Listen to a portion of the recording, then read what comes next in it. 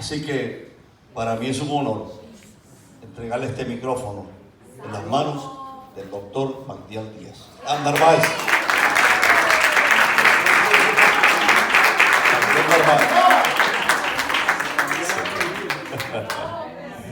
Gloria a Dios, hermanos, se pueden sentar.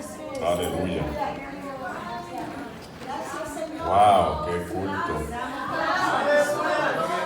Gloria a Dios. Amén. Hay poder, gloria, aleluya. Santo Jesús. El Señor es bueno. Gloria a Dios. Siempre. Uno no entiende las cosas, pero Dios sí. Con que Él las entienda es suficiente. Nosotros a veces prestamos demasiada atención a lo que nos está pasando sin darnos cuenta que al final va a haber una bendición. Cuando un propósito se cumple, todo lo que la persona vive o ha vivido se sana. Porque pesa más el cumplimiento de un propósito que el dolor de un proceso. Cuando la gente no entiende estas dinámicas, se cumple el propósito, pero se quedan con el dolor. Y al quedarse con el dolor, siempre que ocurre algo que no les cuadra, se quejan, protestan, se sienten que el diablo los tiene contra la pared. Pero aquellos que han visto que Dios ha sido bueno y ha cumplido su palabra, a pesar de todo lo que ha ocurrido, en el cumplimiento de un propósito se sana todo lo que pasó. Y ya entonces no importa lo que pasó. Ahora importa lo que estamos viviendo. Eso nos lleva a la lectura de hoy que está en Lucas, capítulo 8.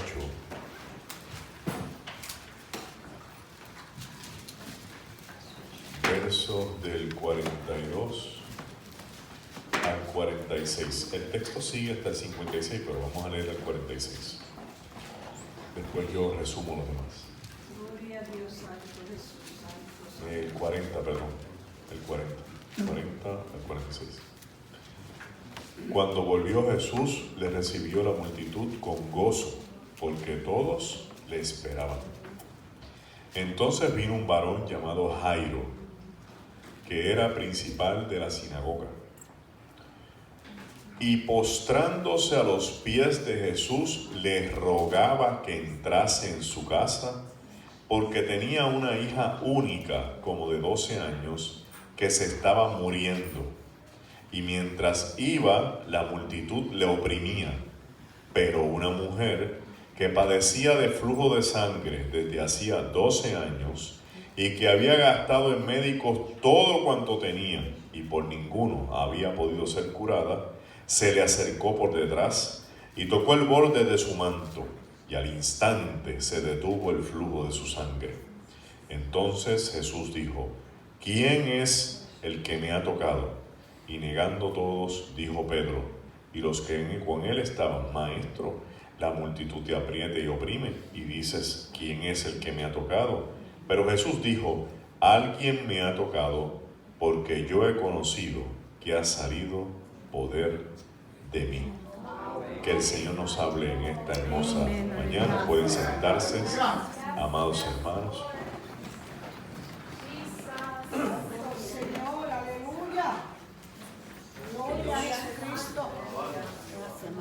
Gracias, Señor, aleluya. Nuevo Testamento tiene 4 evangelios.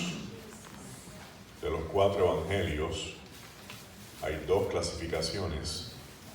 Unos se llaman sinópticos, que son Mateo, Marcos y Lucas, de la palabra sinopsis, un breve resumen de un héroe. El evangelio de Juan es un evangelio teológico, tiene pocas reseñas sobre la vida de Jesús, recoge solamente 7 milagros y tiene más discursos y controversias teológicas que los demás, por lo tanto es un evangelio teológico filosófico del cristianismo. De los evangelios sinópticos, el primer evangelio que se escribe es el de Marcos, y es un evangelio que es dictado. Marcos es el secretario de Pedro. Pedro le dicta y Marcos escribe. Hay cosas que a Marcos le constan, hay cosas que a Marcos no le constan, pero Pedro se las escribe y se las dicta. Por eso es que el evangelio de Marcos no está en orden, porque se escribe en la forma en que Pedro se acuerda. Mateo y Lucas tratan de poner en orden el evangelio de Marcos.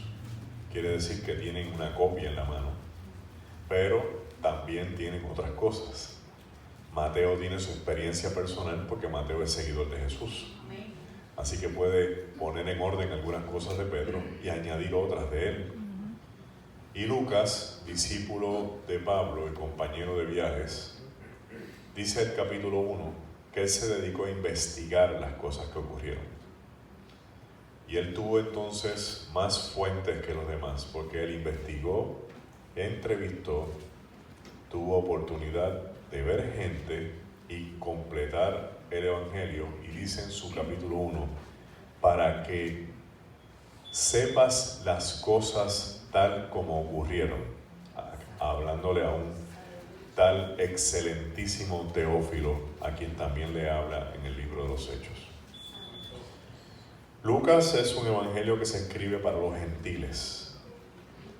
Por eso en su libro no hay otras parábolas que hay en otros evangelios, porque cuando un escritor quiere que su público lea su libro, escribe aquello que le sea importante, no que le sea hiriente, porque entonces la persona suelta el libro y no lo quiere leer. Por eso en el evangelio de Lucas está la parábola del pródigo. Es una parábola universal para atender a todo el mundo, no necesariamente a los judíos. La parábola del fariseo y el publicano, la parábola del samaritano, son parábolas que ponen en crisis las figuras del judaísmo, pero exaltan la figura del extranjero. Al contrario del evangelio de Mateo, que está escrito con otro sentido porque se le escribe a los judíos y a los judíos que creyeron que Cristo era el Mesías. Entonces no puede incluir Mateo la parábola del samaritano porque eso hiera al judío. Tiene que escribir otro tipo de parábolas para que entonces pueda atender a la gente. Pero todas las parábolas son de Jesús. Hemos traído una copia de uno de esos libros, por si usted quiere entender mejor el mundo de las parábolas. El evangelio de Lucas es un evangelio de vanguardia, porque a pesar de que se escribe a mitad del siglo I, en un mundo machista, patriarcal, totalmente hacia el hombre, en su texto él tiene balances entre hombre y mujer. Y habrán dos hombres en el campo, uno será tomado y otro será dejado, pero habrá dos mujeres en la casa. O sea, se van los hombres y se van las mujeres. En el evangelio de Lucas, las mujeres llegan primero a la tumba, pero después van y le avisan a los hombres. En el evangelio de Lucas, Marta y María tienen una crisis, porque Marta está fregando trastes, sirviendo el catering, y María está oyendo a Cristo plácidamente sentada. Y Marta viene y dice a Cristo, mira, esto no puede ser, esto es injusto. Yo estoy allá con toda la cocina y esta aquí tira en el piso oyéndote. Y Cristo le dijo, esta ha cogido la mejor parte. Y es un debate, no una pelea entre las hermanas. Es un escrito que se usa para que la gente en las sinagogas, cuando se hablaba de Cristo, supieran que las mujeres también tenían derecho a escuchar la palabra de Dios. Estamos hablando del siglo I, así que este es un hombre con una mentalidad amplia. El texto lucano está lleno de la filosofía y la teología de Pablo, pues juntos caminaron y experimentaron muchas cosas en el Evangelio. El texto que hemos tenido ante nuestra consideración, después de esta introducción, nos plantea algo singular. Si lo miramos otra vez a vuelo de pájaro simple, una lectura demasiado rápida, lo único que vamos a ver es un milagro de resurrección, que es la hija de Jairo, y un milagro de sanidad, que es la mujer del flujo de sangre. Pero el texto tiene más cosas que esas, y las vamos a empezar a mirar desde ahora. Dice que Jairo es principal de la sinagoga, fariseo, un hombre importante, y que en este momento se encuentra frente a Cristo, no en un debate religioso, no en una crisis sobre la interpretación de la ley. Es otro asunto el que lo tiene de frente a Cristo. Que una hija de 12 años que él tiene se ha enfermado y él no encuentra qué otra cosa hacer, así que ha tenido que venir donde Cristo a postrarse. Yo quiero que tengamos claro que un principal de una sinagoga tiene un atuendo fino, expenso, caro, por lo que él está acostado en el piso, en la tierra, con todo ese atuendo que se está ensuciando, pidiéndole a Cristo de favor que vaya a su casa. ¿Por qué no se pudo quedar de pie y decírselo tan simple y sencillamente? Porque Cristo no le gusta ir a casa de los fariseos.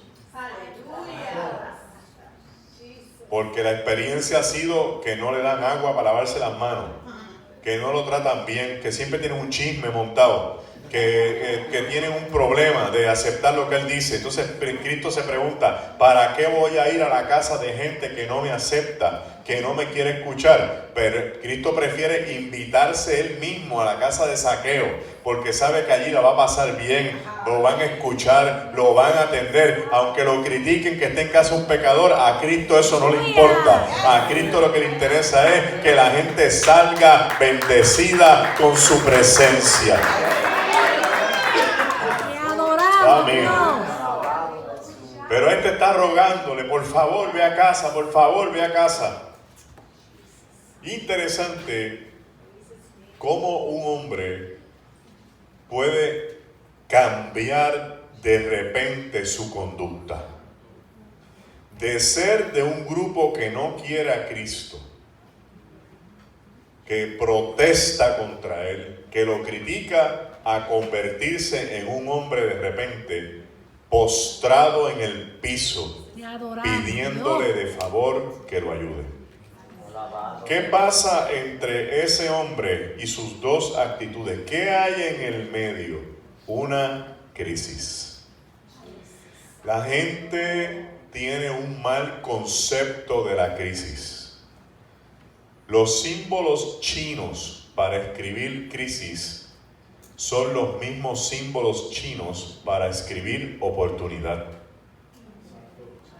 Toda crisis genera una oportunidad, porque te mueve de donde tú estás a donde tú jamás te imaginaste que podías estar. Vamos a hacernos preguntas bien sencillas.